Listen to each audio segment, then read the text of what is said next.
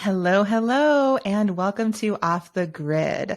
I'm your host, Amelia Ruby, and I am super excited to be here today for a very special between seasons episode of the show.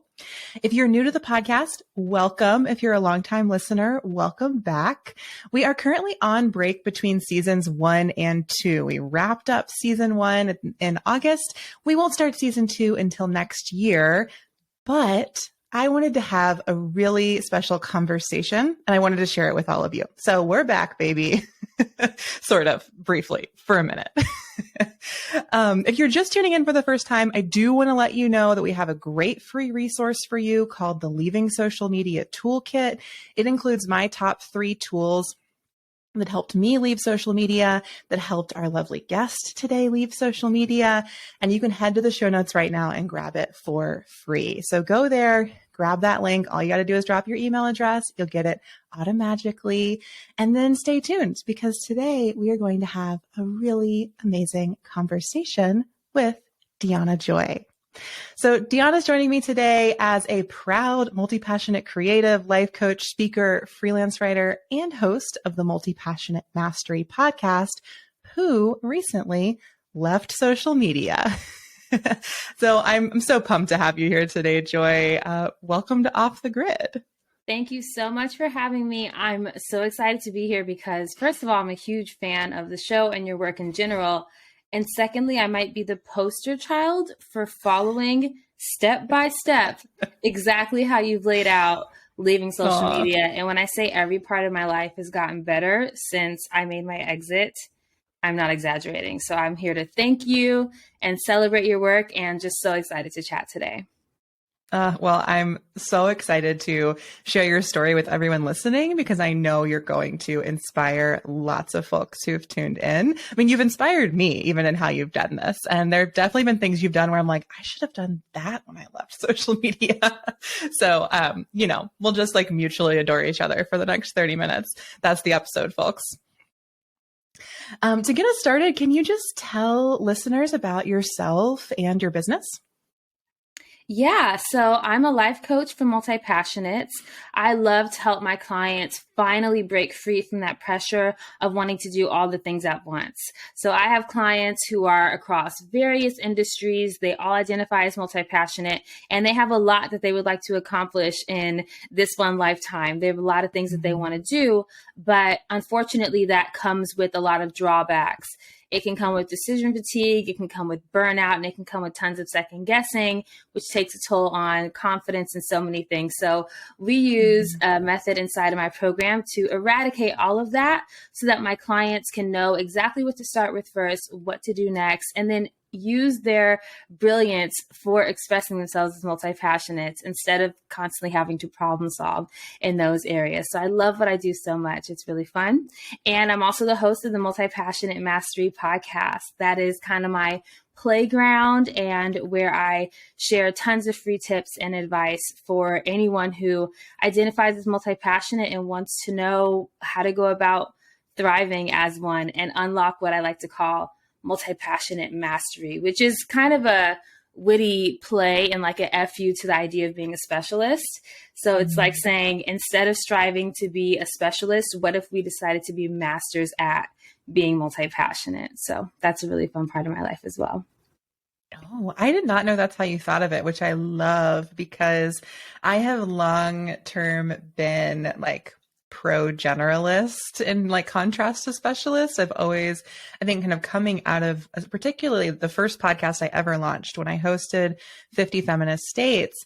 Most of the feminist activists I talked to were generalists. They did a little bit of everything because their communities needed a lot of everything. So that's a tangent, but I love that that's why how you think about multi-passionate mastery. Yeah.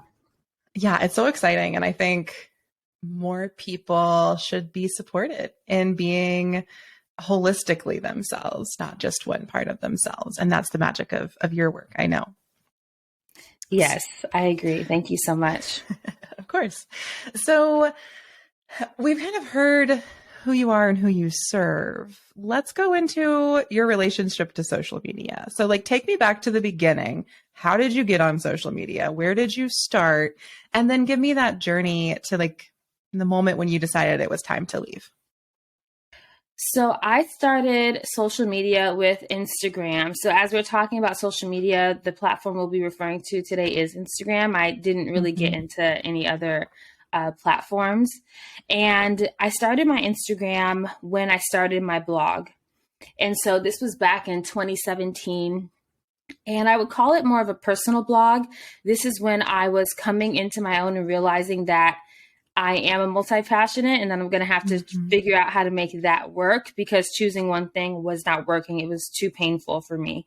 So I thought, okay, I'm not going to choose one thing, but I can choose one platform to play with. And so I chose blogging, because it felt like a space where I could have a lot of creative freedom. I could write about whatever I want. And that's exactly what I did. So I started my Instagram account by the same name as my blog, Joy Knows How, to promote my blog posts. And at that time, Instagram kind of was like a mini blog.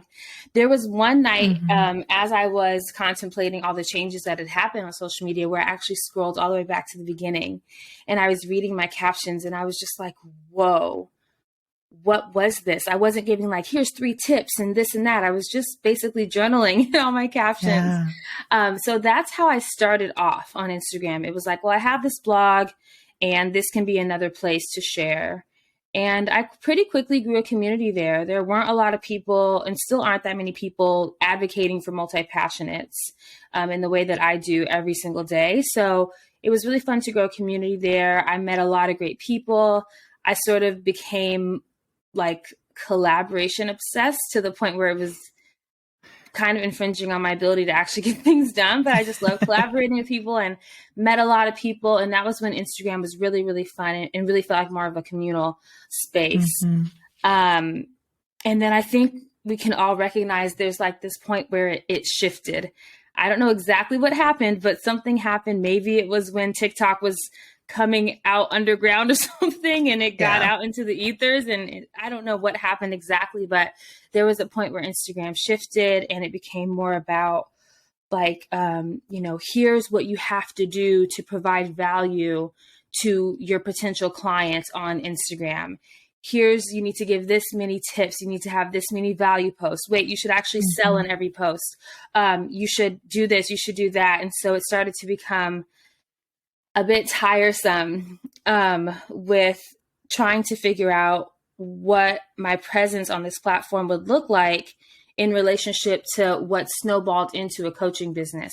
I started with the blog. I had no idea I would become a coach. It was never part of the plan, but life just kind of led me there. And so throughout each transition of my own business, I leaned on Instagram as kind of like my social media platform of choice.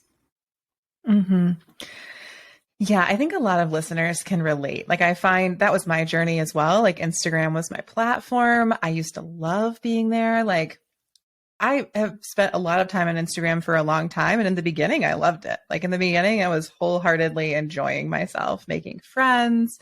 I made a lot of my online and my IRL community through Instagram. And that's was such an empowering part of it for a long time. And then I hear you on the shift. And I think that's where a lot of our listeners are coming in at that moment of like, I'm on Instagram, I'm selling my stuff, I'm like using it for my business, but it feels bad. Like, and a lot of like, we can feel that. Like, we're smart, savvy business owners who are also intuitive and in touch with our bodies, and we know when it feels bad. So can you tell me about, like, you talked about the shift, but what made you decide to leave social media? And maybe can you speak specifically, like, as a coach? Because I hear from a lot of coaches like, oh, I'd love to leave social media, but I'm a coach and I have to be on there to get clients. So how did you break through that, false narrative and make the decision to leave? So I think that it's necessary here to talk about the fact that I was sort of in this very rocky relationship with Instagram for a long time. And so by the time I was like, I'm out of here, it was like, okay. And then I left 2 weeks later because my foot was already wedged so far out of the door. What I first started to notice was that I was addicted to this platform. and that I would walk by my phone and pick it up and check it simply because my phone was there. Now, that's something I still am dealing with or without Instagram. So I'm realizing it's a phone thing. But Yeah. Having that app on my phone made it 10 times worse. There was also this intense feeling of putting something out and immediately needing to see, how did it do? Oh, what is the response to my work? Needing this instant gratification, for better or for worse. And being someone who, like you said, is in touch with themselves and is in touch with their mental health journey, I knew that that wasn't healthy. And then, The Social Dilemma came out. We all watched it. And I think at that point we were all like, let's just mass exit. Like, we don't need this, and we couldn't, which is scary, right? Which is really, really scary.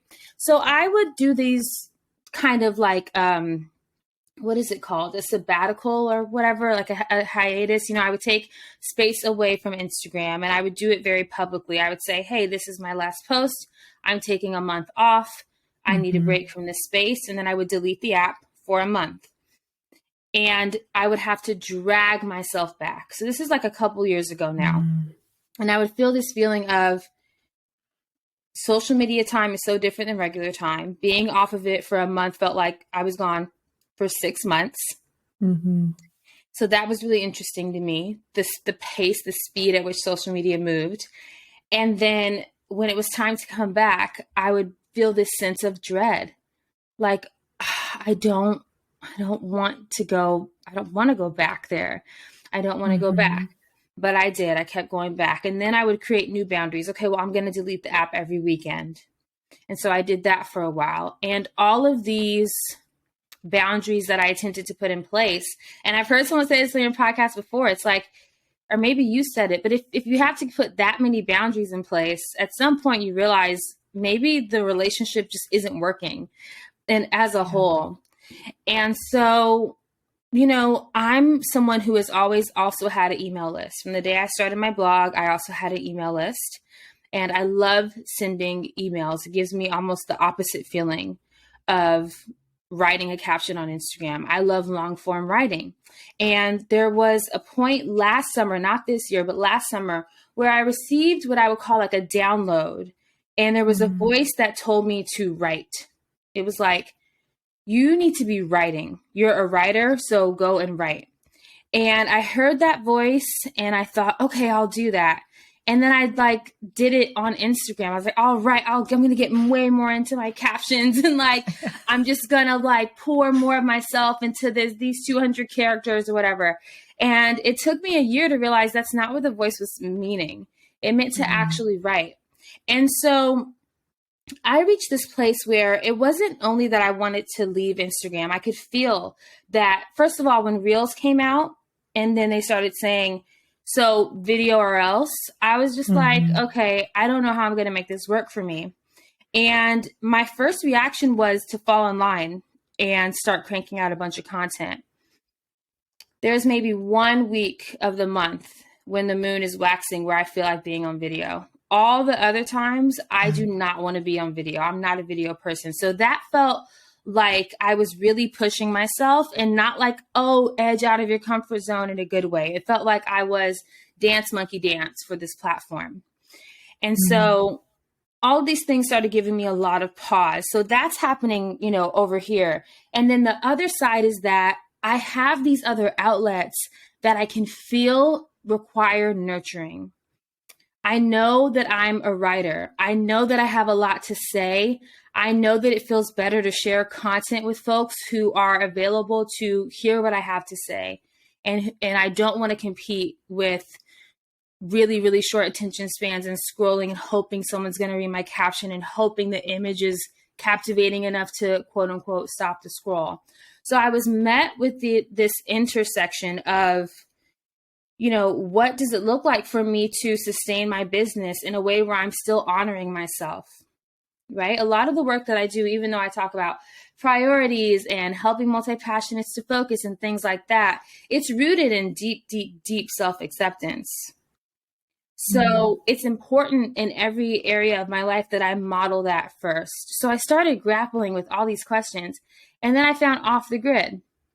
And then I was like, Well, now all the steps are laid out in front of me. And what really got me was there was an episode where you said, you know, be careful when you say the words, if it wasn't for my business, I wouldn't be here, or something like that. And that hit me like a ton of bricks. And I realized, yeah, that's not an excuse anymore.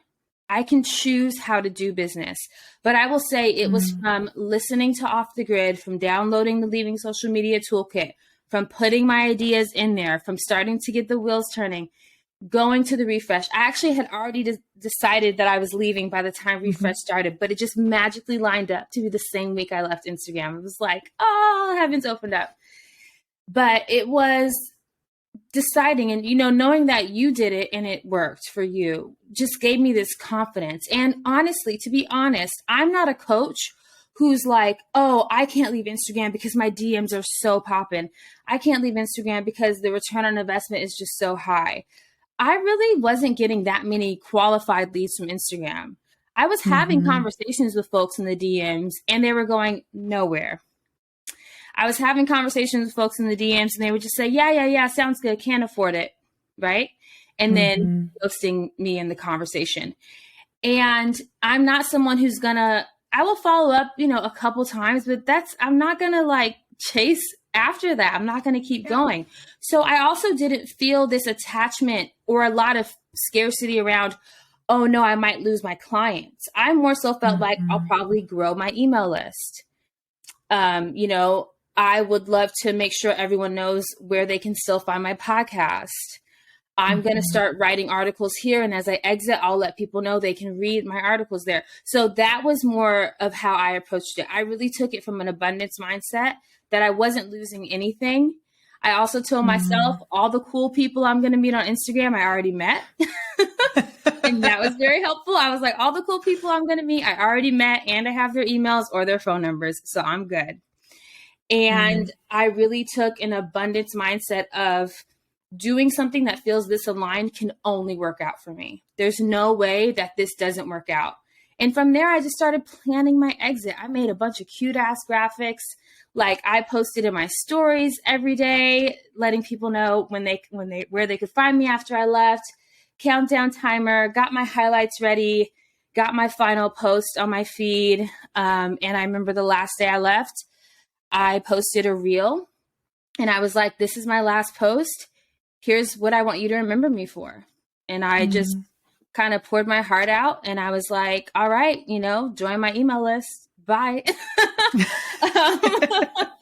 And I have not looked back. It's been over a month now. I have not looked back. And it's actually been miraculous. I have signed way more clients in the month since leaving than the past few months that I was on that platform.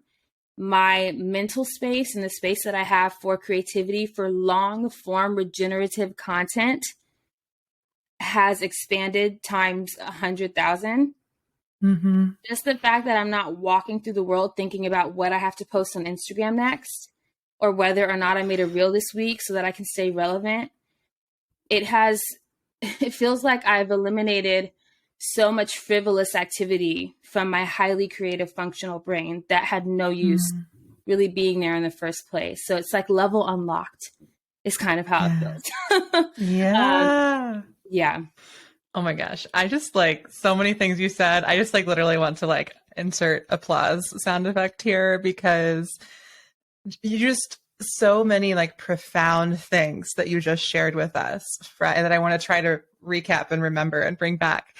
And love how you emphasized like this decision, like for you had to come from a place of self-acceptance and abundance. And I think that that's true for everyone. Like so many of us stay on Instagram because we're scared, because we don't trust ourselves and we don't accept ourselves, that like, we don't accept that we can be unhappy there. We don't accept that we can change it. And we don't trust that we can do something else and succeed in doing something differently. And that's a lot of deep work. You know, that's a lot of work. It's a lot of work to work on with yourself, with your coach, with your therapist, with your support team. But I think that we can do that. Like that's important healing that we all want to be doing in our lives. And that is required of us to really make this sort of choice to do business and life differently. I loved how you shared. You said it so perfectly. I will go pull quote this for the actual episode. But when you said, like, if you're doing something that is that in alignment, it will be successful. Like, what a beautiful way to think about business and creative practice and just life in general. And I think alignment was really a core word and desire for me when I decided to leave too. Like, I just started to feel the misalignment so acutely, and I just needed to get aligned again. And I felt that a lot. And I heard that in what you were saying too. And then when I launched my business, because I wasn't spending so much time in this misaligned way, because I wasn't turning everything in my life into like a square or a reel, I was really able to create a business that like holistically brought so much together, or evolve my business into something that brought so much together, and I agree with you, like that brain space for regenerative creation, like it comes back when you're not just like chopping your life into those little pieces. So I really love that we're both like, just like, we're going to nod our heads off our necks through this whole conversation. But thank you for sharing all of that. I think that's again, it's so special. And that piece you said of like, I wasn't really landing clients in my DMs. I was not closing clients. Like, I think that is kind of, I don't know if I want to call it a lie, but maybe like we get told that that's what's happening and we convince ourselves that's what's happening. But most business owners that I talk to, when they really go look at their numbers and what closed people, it was like never Instagram.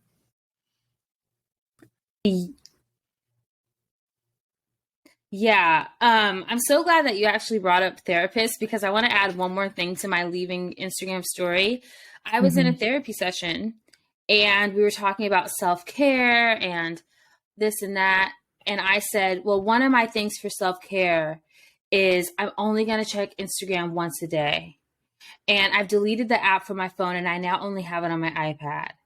And at the close of the session, I was like, I'm talking about Instagram and therapy. So I'm leaving it. I cannot, like, I will not have Instagram leaking its way into my therapy sessions. Like, I'm not here for it. I just was like, I can eradicate this. And, there are opportunities that we have to ask ourselves, if there's one thing that I never had to do again, what would it be? And sometimes our answers are things that we can't get out of, like taxes or like do the dishes or things that like, it's like, okay, well, you might want to make peace with that. But my answer was like, if I never had to think about another 30 set of hashtags, whew, I would just be so grateful. And then I was like, I can do that. I can give that gift to myself. It is not impossible. It is not something in life that I am obligated to. And so I decided to give that gift to myself, oh my goodness. But yeah, I agree. I think there are courses about how to land clients in the DMs. There's all of this culture around like, that's where it's at. That's where it happens. But my clients tend to find me from my podcast. They listen to my podcast. They start implementing what I share there. That gets into the place where they feel comfortable enough to then invest. And I'm so here for that journey. So really for me, Instagram was more like, okay, I'm pushing out podcast content there. I started to really look at it differently of, I didn't even really want to create anything original for that platform anymore. That's why Reels was so annoying to me. Because I was like, I don't want to do anything new all the time and have to be looking for audio and all this and that. Because I started to think about Instagram as a place to distribute my other work, to share like, hey, there's a new podcast episode out. Here's what it's about, or talk about my podcast episodes in a new way. And so, I did think about that. I thought, okay, without this platform, how do people find my podcast? And I gave some real thought to that. And my solution was, okay, well, I'm going to start writing on Medium, which is a platform for writers. And in every single sign off, I'll say that I'm a life coach and the host of the Multi-Passionate Mastery podcast, and I'll hyperlink it. I'm a very lazy Pinterest gal until I can outsource that again. I realized I'm just not going to schedule a pin. I've designed hundreds. I will not schedule them out.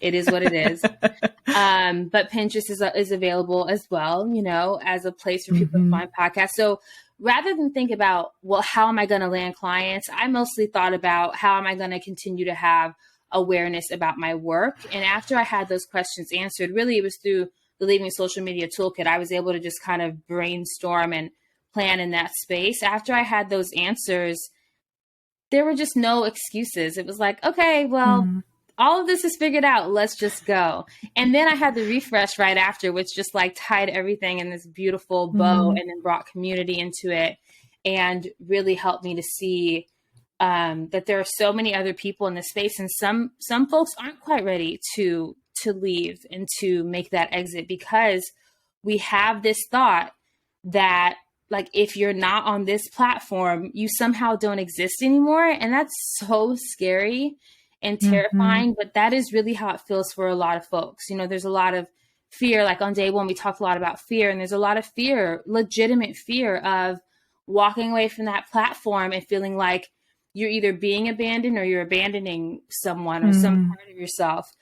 And for me, it was just the opposite. I was like, I'm arriving to a new part of myself. As soon as I close this door, there's so much more available for me. So like I said, I had one foot out the door for a long time. So that might be why my experience is a little bit of like a fairy tale. But I will tell you, you know, I signed. So we're right now at the top of October as we're recording this. In September, I signed 4 clients. And just 2 days ago, another client joined my program. So that's a total of 5 clients in 5 weeks. I sold one of my bundles. It's just kind of a digital product that hangs out on my website. One of those magically sold. I have been writing on Medium. I've been invited onto this podcast. I'm now taking a freelance writing course and starting to pitch to publications. I'm learning all about LinkedIn and making sure I kind of get my footing there off to the right foot as I start, because that's as social media adjacent as I'm going to be. So I'm making sure I tread lightly. So I'm taking a great course about authentic marketing on LinkedIn. And I just feel this abundance and wealth of support. One of my main fears was, what about community? Because that's where I feel like Instagram. So most people say like, oh, I don't want to lose clients. I was more like, what about community? There's so many cool people there, and that's how I connect with people. And so my solution to that was to, number one, sign up for the refresh and go and experience your community in real time and be in community with you and the folks that, you know, are drawn to you, because I feel such alignment with you. And so that placed me in a community setting and introduced me to Discord, which is so freaking cool. I had no idea. It was so cool. And from there, I realized, you know, when you enroll in a lot of these like courses, the courses that I'm in, community is inherent. I'm in there with a cohort of other students, and we have places that we can chat and connect. And I have found so much community, and I did not need Instagram to do it. So it's like all of these hard truths that felt so hard to break free from just fell away. And it almost at this point feels kind of like irrelevant. When I first left Instagram, I felt nothing, like nothing. It took a while to start feeling like, oh, I have energy back and I have creativity back. At first, it was just like nothing. I was just like, oh, whatever. So it's interesting too, like the stages of leaving. Yeah. That last piece, definitely. I think I should do an episode on that in season 2, because it is a real journey. And I've been talking to a lot of people who have left, and I think you go through that like initial phase where you're just like so burned out and like an empty shell of yourself, and you have to like just live that for a little while. And then I find you get like almost like hyper, I don't want to say productive. That's not the right word. Maybe creative, but it's like, once you heal that burnout, then you've got all of your content creation energy from like how much you were creating for Instagram. And you're like, great, now I'm going to write 16 blog posts, and I'm going to build a course, and I'm going to do this. And you like do all of it because you just like, you got your energy back, and you have, it's like a really almost manic phase. For me, it was. And then it like, you get like a little more even keel. And I've kind of, you know, you develop, to me, I just like moved more back toward a human pace for content creation and figured out what I could actually do in my business that felt like easy and innate to my workflow. And then there's so many other pieces. Like, I think the stage I'm at right now is figuring out kind of coming full circle to like, okay, more back to like my personal community and the ways how I interacted with them on Instagram and how I wanted to be seen by them, or how I construct my self image a year and a half out. So stay tuned for season 2. I'll make that episode and summarize that nicely for all of us. I did want to thank you twice now. You've given such like glowing endorsements of the Leaving Social Media Toolkit and the refresh. For folks who are tuning in who are like, what are these things? That Leaving Social Media Toolkit is a free tool. Like, go to the show notes, softersounds.studio/byeig, BYEIG. And that's going to give you a 5-step plan for leaving any social media platform, a list of 100 ways to share your work off of social media, and a creative marketing database that'll help you plan quarterly marketing experiments. So that's like those are just the 3 tools I use to leave, and they're totally free. And then the refresh was a course that I offered, or workshop series I offered in August, that helped people identify their core offers, core marketing channels, and core community and ideal clients. And that actually, the live workshop will probably come back next August, which is quite a ways away, but you can get a self-guided version of that. It's called Business Success Without Social Media. So that's also in the show notes. So if you're listening to Joy talk about these things and you're like, yes, please, yes, please, yes, please, that's all in the show notes. They work, as Joy has evidenced here. I'm a Capricorn rising. Everything I make is super actionable. Like, it's the only way I know how to do things is like practical, practical, practical. At the same time, I loved how you talked about, we acknowledging our fear. I think leaving social media is a balance. And you spoke to both of these about like pieces. We have to acknowledge and name our fears and just get honest about what we're afraid of. I love that, like, we're afraid of abandoning ourselves or our community. How you reframed that as arriving at yourself in like a new stage. Mwah, gorgeous. And then it's also a balance of like, we have to acknowledge those fears. Well, I think being a little like honest when we're making excuses, and we're just like we're just choosing to stay, or we're just choosing, we all do that at different phases in our lives. We choose things that are not so great for us. So I'm not judging that. But I think when you are ready to leave, you have to recognize and let go of those excuses. Joy, I love hearing about the success that you've had since you left social media, signing new clients. I also really appreciated you were like super clear on sharing, like, I'm posting on Medium, I'm working on LinkedIn, I'm finding community in courses. What would you say?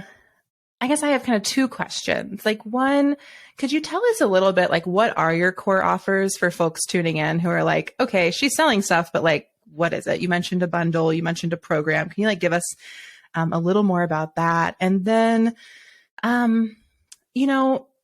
maybe just a little deeper into like what's working and not working for selling those offerings right now.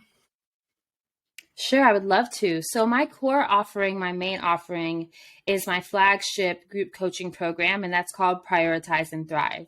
So at the top where I said I love to help my clients finally break free from the pressure of doing all the things at once, this is the container in which I do that in. It's also the only space where you can work with me as your coach. So that is a year of life coaching with me in a group coaching setting, a year of our private community, and lifetime access to the course that breaks down the priority mapping method created by a multi-passionate for multi-passionates to help you finally break free from that pressure of wanting to do all the things at once using a very simple, repeatable 3-step process. So that is my flagship offer. All signs point back to Prioritize and Thrive. One of the things that, we came up with kind of together as a result of the refresh workshop. So highly recommend do the self-paced course and then do the live workshop in August whenever you can. Highly, highly recommend. But once we did that exercise about core offers and, community and how we're nurturing and how everything's together, I realized that I'm depending a lot on my podcast to sell this program. And that I talk about my program and my podcast a good amount after season 2. It didn't exist in season 1, so couldn't really. But in season 2, I talk about it a lot. But I was getting a little bit sick of just saying, click the link in the show notes. Click the link in the show notes and check out the sales page. So I wanted to create something different, a new way to share about that program that wasn't as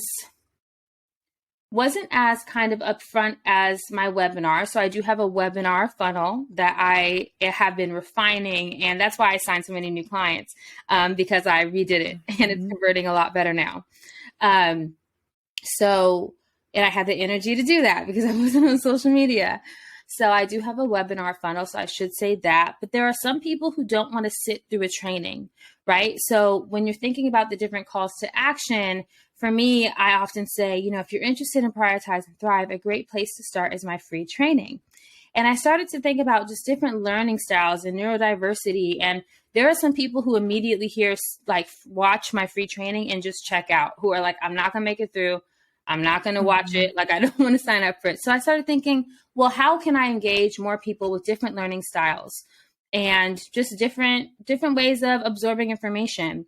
And from there, we started talking in the refresh because you had that amazing channel, Ask Amelia.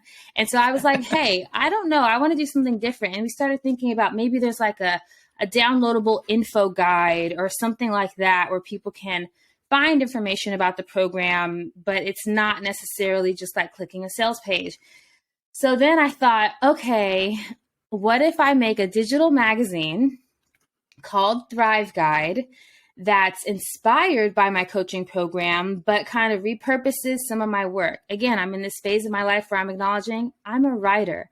I've written so many articles. I have so much long form content that would just love to be shared and seen by more folks. So I started thinking, and what we call in Prioritize and Thrive, I started dating this idea. We like to date our ideas sometimes before we commit. I love it. So I started dating this idea. I booked a day at a hotel pool and went swimming and was just brainstorming and making lists of like what would go in the magazine. Do I want to do ongoing forever, or do I want to just do one? And I decided I would do a 10-part series. And so now I have this 10-part free digital magazine called Thrive Guide that's inspired by my coaching program. It shares articles that give tips similar to what you might find on my podcast, but in a different format. It has space for self-assessments. And, in the beginning and the end, it's like, this is inspired by Prioritize and Thrive. If you want to learn more, scan this QR code. Like, I put QR codes in all these things. I also promote my merch. So I have a merch shop. I'm highly multi-passionate. So I do have a lot of different touch points in my business. I have a merch shop, and I'm not good at talking about it. Like, I have really cool sweatshirts and t-shirts and hats, and I don't really talk about it. So the Thrive Guide gave me this opportunity to have ads that are for my own merch. And so it was like, oh, there's so much here. And I'm still unpacking all the ways I get to utilize that. So yeah, core offer, Prioritize and Thrive, bringing people to that through wherever I can. All signs kind of point back to that. And then I do also have a digital product suite. So I have a bundle that has pre-recorded master classes in it, as well as downloadable content. I'd say that's a great place for someone to start if they're not necessarily looking to be in a room with me and they just want content. They want a very self-paced experience. That's a great place to start. But again, I don't really talk about it much. I had a couple episodes in season 1 of my podcast where I mentioned it. And this is something that I'm learning is you can't just talk about it once and expect people to like come out of the wings and start purchasing. So note to self. But I'm in a season where I'm okay if nothing sells right now other than Prioritize and Thrive, because that's what I'm focusing on for this quarter and for the rest of the year. But I do have that bundle if someone wants to get started there. I have a lower ticket ebook, which I'm thinking about dropping the price like really low.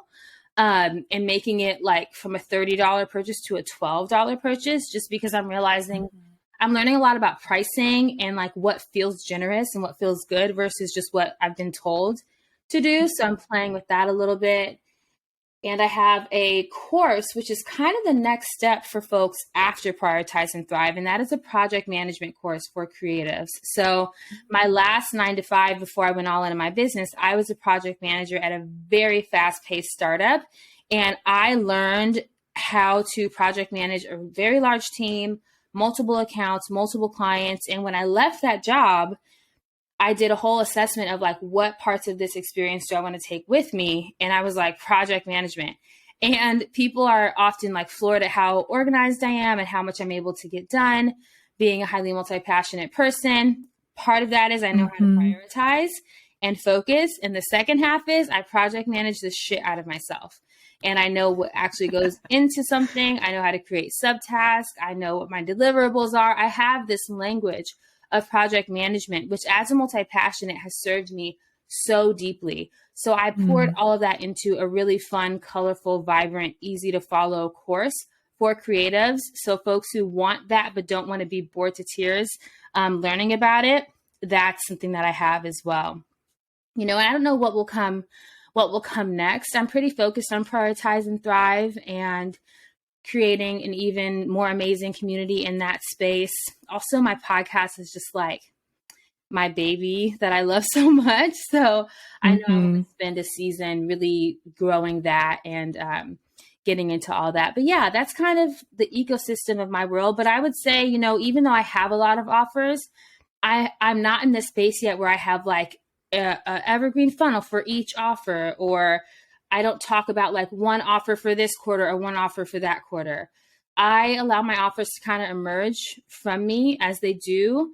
And then I trust my authority. I have emotional authority in human design. So I'm just always running through my authority and feeling into what feels right. And I also have a defined route, so I can feel when it's time to like, okay, let's move on from this.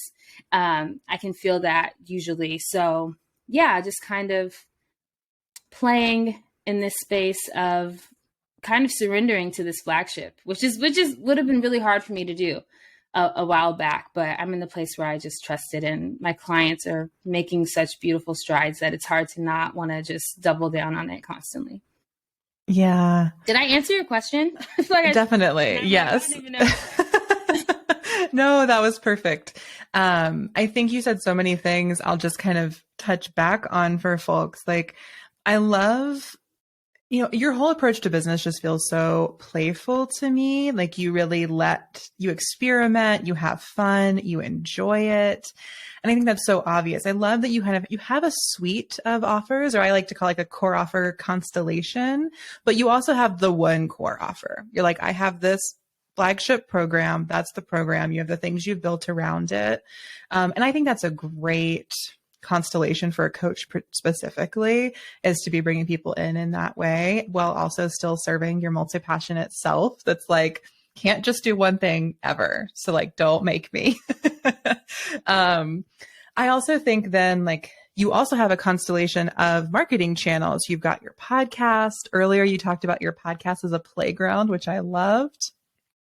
You got your podcast, you've got the Thrive Guide, you've got these Medium blog posts, you've got your email list, you send really fun emails. And so those are all ways that people can be in touch with you. And as you were speaking, what I really just noticed is that you are thinking about your core community in that third piece. You're trying to meet people where they're at. So you've got the sort of like, on like so many levels. Like I think on price, you're meeting them where they're at on price point. You're meeting them where they're at on learning, like information gathering style. You're meeting them where they're at on how much support they need. So you've got those sort of like, come listen to my podcast, or come take my webinar, or get this cool, amazing digital magazine I created. And then you've also got like, here's your thing that's, under $50. Here's your thing that's like, a few $100. Here's like these different price points. And here's the thing where you can work with me directly. Here's the thing where we work in, where you just get my information. Here's the thing where you just read something I wrote. Like, it's such a beautiful way of being in touch with your like ideal clientele, and letting them like, just having a bunch of different, say, levels or something, like where they can come as they are, they can meet you in different ways, and that allows you to get to know them. And I think the last thing I'll say that you said that I think is really important for people to hear is like, you have a lot of channels, a lot of offers, but you're still like developing one at a time, like not one at a time, but you're like, you're honing your webinar funnel. And it doesn't all come at once. Not every offer has a webinar funnel. And this is something I know we talked about in the refresh too, was realizing like, oh, here's all my core offers. Some of them I literally never talk about. Or I know your other realization was like, oh, I use my podcast to sell absolutely everything. And maybe I should like try to have some other things that sell stuff, or like, have a different approach here. And so I just love hearing more about how you put all that together in your ecosystem. And I love even more that it's working and it's like getting you new clients and growing your business. And that's just so exciting. Yeah, it's really exciting. I checked Thrive Guide yesterday, and after sending one launch email, I had 50 subscribers, and I was like, oh, cool. Yay. Y'all want this. Great. It's like a passion project of mine, and you also want it. And that is so great. And the feedback has been so great. So I think, and with Thrive Guide specifically, with this digital magazine and all the fun, like energy that I get to pour into that, my passion for graphic design, my passion for writing, all of that, it's a direct reflection of the surplus of creative bandwidth that I have from not being on social media. If I was still on social media and I tried to take on this project, I think I would have felt overwhelmed just by the thought of it. Mm-hmm. And that might have even been why it took me a while to say yes to the idea. I dated it for a while and wanted to make sure it was, because I didn't want to fall into the trap of, am I just filling in the space that I have with something else? I wanted to be very mindful about that. So that's why I decided I would do a 10 series collection. There'd be a finite endpoint. They'd be delivered every 30 days. So I had a lot of spaciousness for creating each issue. So I put a lot of parameters on it. So even in taking on a new creative project, like that is essentially content creation and graphic design, which was a big part of Instagram for me. It was like, well, where am I going to go to make all my graphics now? Because I love making graphics. So, but even there was some trepidation and making sure that I wasn't just filling, clearing space off the plate and then filling it up with something else. Yeah. But yeah, it's been so amazing. And it feels nothing like being on Instagram. Sitting there and working on that magazine is just, it's like it's like me time, like that's when I put on a playlist and I create and then I send it out into the world and I'm like, great. I love opposite that. Of hitting publish on a post and then needing to feverishly check. It's like I send it out and that's it. Folks read it or they don't. And it's beyond me after that. There's no way for me to sit and check how many views each page of the magazine got or whatever. And it's really refreshing. Yeah. It's really, really refreshing. Not to plug Refresh, but it is refreshing. Experience for sure. Well, I'm so glad you enjoyed it so much. I think the other thing I just want to point to that you didn't mention in that is one of your superpowers, I think, and we can all cultivate the superpower, but you just got it, which is you are so good at directly reaching out to people. Like when you put Off the Grid in Thrive Guide, you emailed me and you're like, this is in here. Get this. This is great. Will you share it? And when you were doing your webinar again, you emailed me and you were like, hey, this is happening. Like, do you have space to share this? And and actually my answer was, I don't. So just to tell people, like, it's not like you get universal yeses. You caught me on like a week that I already had a bunch of announcements, but it is what led to this interview happening, right? It was just, I was like, oh, of course I want to share this. I can't do it quite this way right now, but like, let's do something else. Let's like use this other platform I have that I know you love, that like, let's get you on there. And I think that is so often the missing piece when people think about their marketing. Like I have seen other people make beautiful digital magazines, but they have not reached out to even ones I've been in, but they haven't sent it to me one-on-one and asked me to share it. And I think that is really can often be the difference. Instagram gets us in this habit of, creating all our content, publishing it, and then that's it. And in marketing and sales, we actually like, after it's published, that's when you start marketing. Like the content is like nice, but you start marketing after you hit publish. That's when you go promote it in different places, ask people to share it, send it directly to clients who you think might be interested in it. It's that piece of the equation to me that I see as like the biggest differentiating point between people who are able to grow their businesses and people who feel a lot of stagnation when they step away from social media. So like props to you for doing that. And I just wanted to name it for folks listening who might be like, I made a digital magazine. Why doesn't anyone care about mine? I'm sure it's lovely, listeners, but like email it to me. Like, tell me personally about it. Don't just expect me to read your email list either, because I do my best. But we all know that our inboxes are like a graveyard of emails we had every intention of reading. So I just wanted to plug you in that way too. Thank you. And that's part of community building is, reaching out, because when you do that, you also open the door for that person. Like, I hope that if you ever have something that you create that feels very relevant to my audience, that you will reach out to me, because now we have opened that door for one another. And I'm also a manifester. And so it's my strategy to inform.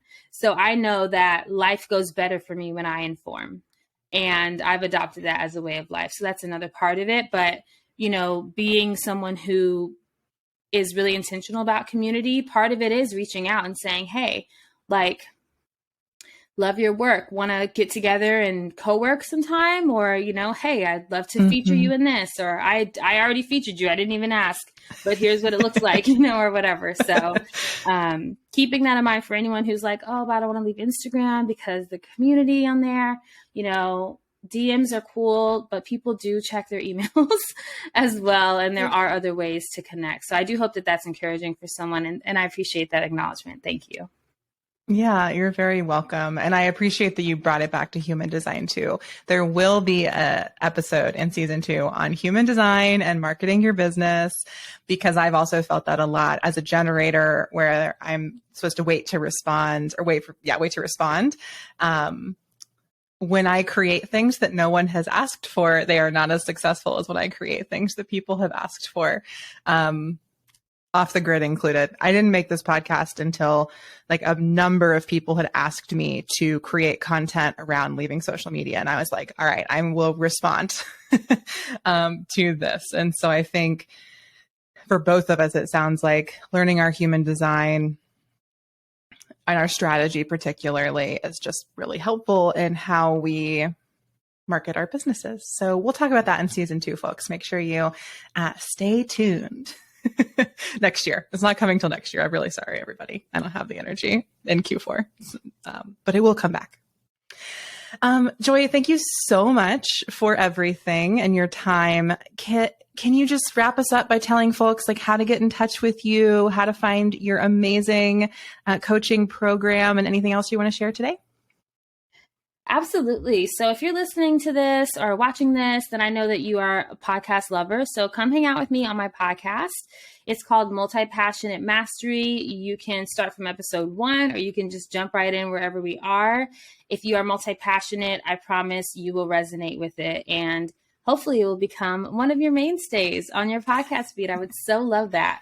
Also, if you're like, okay, I want to know how to break free from the pressure of doing all the things at once. What is this magical life that your clients are living? Then I do want to invite you to check out my free training, if that's your style. So if you can sit for about like 47 minutes, all right, through a very fun, vibrant training where you're going to feel engaged the whole time, learn a lot, and walk away with having exact next steps for how we can work together further. If you would like, then sign up for that training. I promise you, I don't talk about myself for 30 minutes, tell you what's wrong with you, and then ask you for your money. It's a highly valuable, really, really fun training. So you'll enjoy that.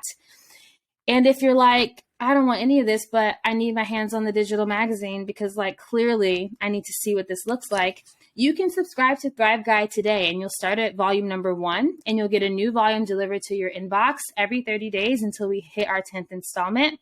That's completely free. It's multipassionatemastery.com/thrive-guide, but we'll put all the links in the show notes. So don't worry about feverishly clicking any things. And am I supposed to like talk about that I am on LinkedIn? I'm also on LinkedIn. I'm a baby bird on LinkedIn. But I am there under my full name, Deanna Joy Spencer. So if you want to connect there, I would love that. I'm not even sure how connections work, but like, yeah, if you find me there and you want to like hang out there, I'm posting articles and content there and trying to find my footing in that space. And I'd love to be surrounded by amazing heart-centered folks. So if you are there and you want to connect, I guess we can add that to the show notes too. And yeah, those are all my places. Amazing. Well, everybody connect with Joy on LinkedIn and elsewhere. Listen to her podcast. I cannot plug it enough. Get Thrive Guide. Do all of the things. I know people listening are multi-passionates and they have multi ways to connect with you. So I love it. And For listeners, thanks so much for tuning in. As I've said a couple times today, we are still on a podcast break here at Off the Grid, but I would love for you to grab the Leaving Social Media Toolkit. If you want more, you can sign up for the Business Success Without Social Media course. You can still leave a voice message or land in my inbox. The links for all that are in the show notes as well. And have an amazing Q4, everybody. I can't wait to be back with you next year. Yay. Thanks so much for having me. Yay. Thanks, Joy.